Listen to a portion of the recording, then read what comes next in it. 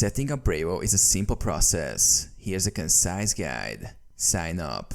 Go to the Brevo website and click on Sign Up or Get Started Free. Enter your email address, create a password, or sign up using Google for quicker access. Verify your email. Check your inbox for a verification email from Brevo. Click the verification link to confirm your email address.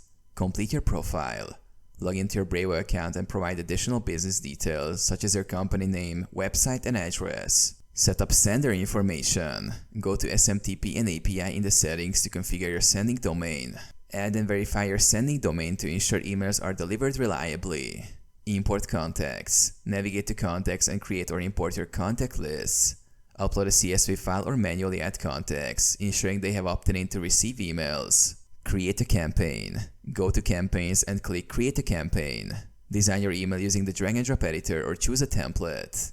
Set up your campaign's details like subject line and recipient list. Configure automation. Set up automation workflows for tasks like welcome emails or follow-ups by going to the Automation tab.